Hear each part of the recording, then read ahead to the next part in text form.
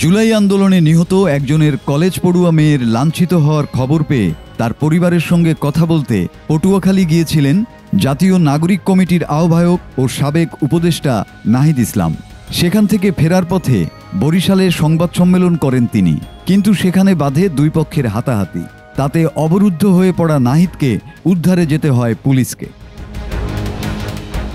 বৃহস্পতিবার পটুয়াখালী থেকে ফেরার পথে বরিশাল ক্লাব মিলনায়তনে বৈষম্য বিরোধী আন্দোলনের স্থানীয় নেতাদের সঙ্গে মতবিনিময়ে বসেছিলেন জাতীয় নাগরিক পার্টির আহ্বায়ক নাহিদ ইসলাম।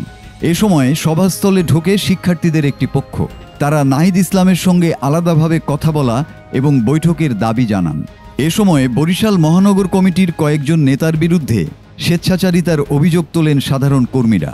এক পর্যায়ে মতবিনিময় সভা ৩ ভাগে বিভক্ত হয়ে পড়ে এবং তর্কাতর্কি থেকে হাতাহাতিতে রূপ নেয়।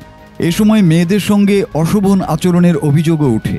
প্রায় ৩০-৪০ মিনিট ধরে চলা হট্টগোলের মধ্যে নাহিদ দোতলা থেকে নিচে নামার চেষ্টা করলে সংগঠনের একাংশের কর্মীরা বরিশাল ক্লাবের মূল গেট বন্ধ করে ভুয়া ভুয়া স্লোগান দিয়ে তার গাড়ি আটকে দেয়। পরে পুলিশ গিয়ে গেট খুলে দিলে নাহিদ ইসলামকে বহনকারী গাড়িসহ মোট ৩টি গাড়ি নিরাপদে বেরিয়ে যায়।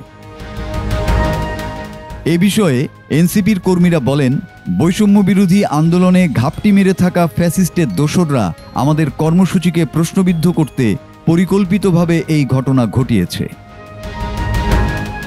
মাসুদ হাসান, বাংলা টিভি।